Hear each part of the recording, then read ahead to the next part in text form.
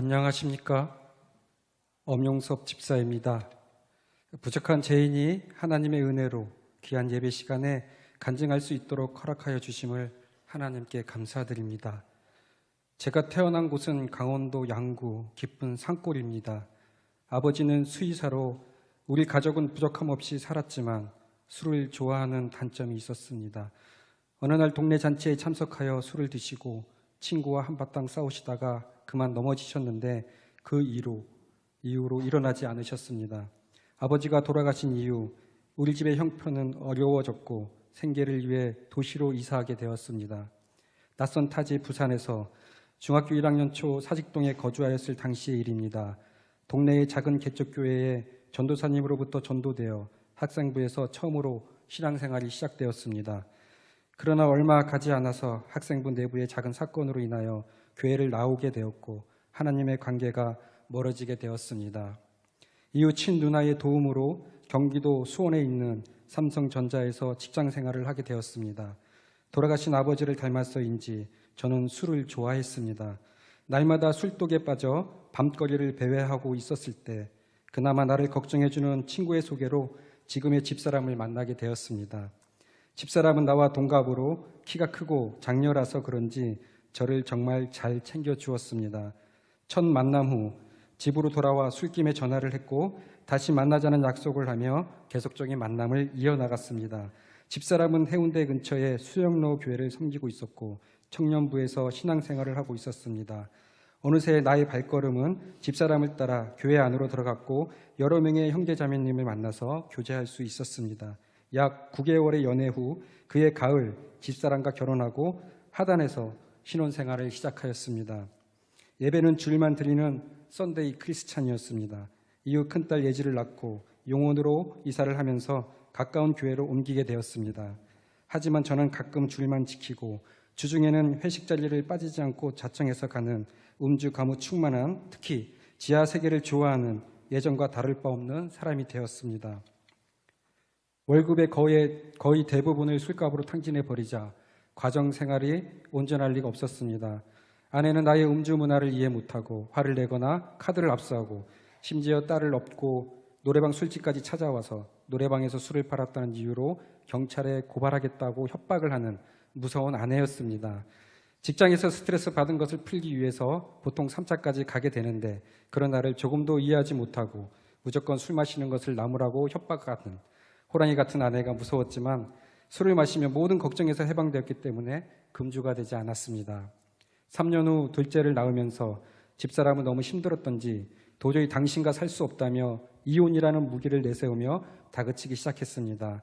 그럴 때마다 두 손으로 빌며 다신 안 그럴게 한 번만 봐주라 하고 용서를 빌어서 간신히 화해했지만 작심 3일이라 했던가 다음날 나의 음주 문화는 바뀌지 않았습니다. 이러기를 여러 번 아내는 지쳤던지 더 이상의 잔소리는 없었고 묵묵히 본인의 신앙생활에 더욱 열중하였습니다. 한 번은 여느 때와 동일하게 술이 만취되어 새벽에 귀가했는데 아이들만 자고 아내가 집에 없는 것이었습니다. 술이 확 깨었습니다. 무서운 아내가 가출을 했구나. 냉수를 마시고 이 사태를 어떻게 해야 할지 고민하고 있었을 때 새벽 6시쯤 아내가 들어왔습니다. 아무 말도 없이 콩나물 해장국을 끓이고 밥상을 차려주면서 자기야 속도 안 좋을 텐데 속 풀고 출근해 라고 하는 것이었습니다. 너무 당황스러웠고 황당했습니다.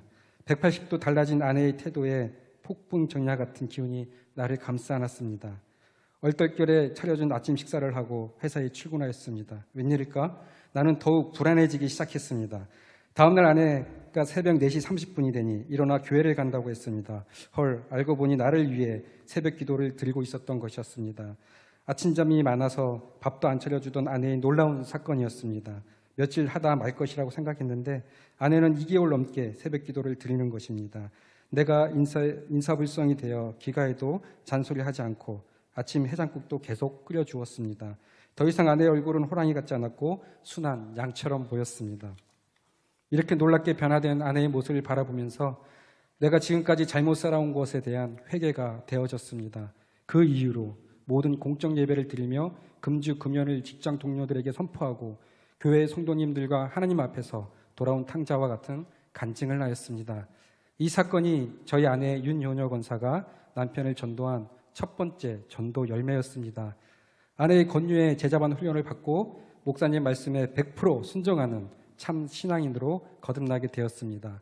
아내를 통해 내가 변화된 이 일로 인하여 우리 가정은 이웃에게 복음을 전하기 시작하였습니다. 먼저 아내는 우리 아파트 라인 전체를 전도 대상자로 삼고 우리 아이들과 비슷한 또래 아줌마들부터 만났습니다. 아이들 유치원 등원 시간에 이웃을 만나면 밝고 환하게 인사를 합니다. 만나는 횟수가 늘어나면 우리 집으로 초대해서 일주일에 2-3번은 점심을 먹고 수다를 떨었습니다.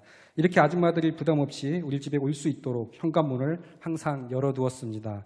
대화 속에서 우리 부부가 도울 일이 있으면 자청해서 도와줍니다. 명절이 되면 한 집도 빠짐없이 선물을 준비해 나누어주고 경조사도 빠지지 않고 챙겨줍니다. 맛있는 음식은 여유 있게 만들어서 나누어 주었고 과일을 사도 한 상자씩 사서 나누어 먹었습니다. 아내는 이렇게 친해진 이웃들에게 전도주간이 되면 교회 모시고 갈 사람이 없다고 부탁을 하면 주일 다른 약속이 없는 분들은 대부분 교회에 와 주었습니다.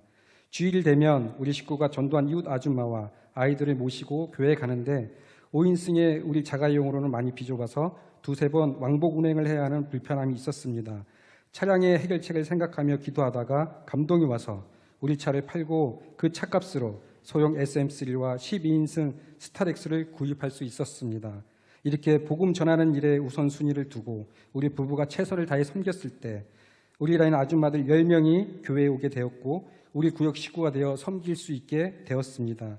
주일 예배와 구역 모임을 오면서 아줌마들이 조금씩 달라지기 시작했습니다. 남편들을 구역 모임에 모시고 오고 믿지 않는 남편들을 전도하기 위해서 우리 부부와 의논하였습니다.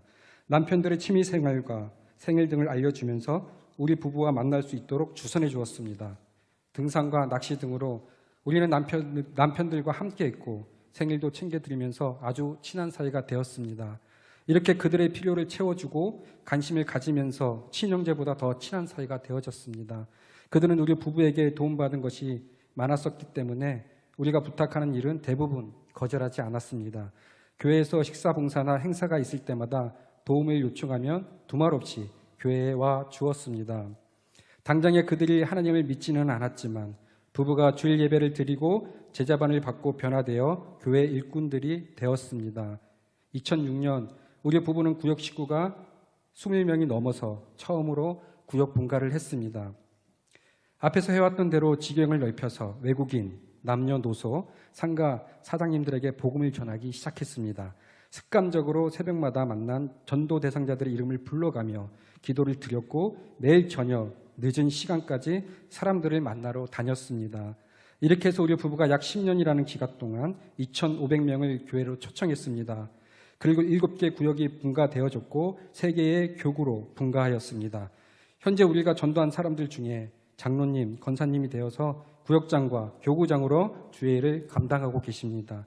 우리의 부부는 그 교회를 떠난 이유는 알 수는 없지만 명성교회를 옮기게 된 것 또한 하나님의 뜻과 계획이라고 믿습니다.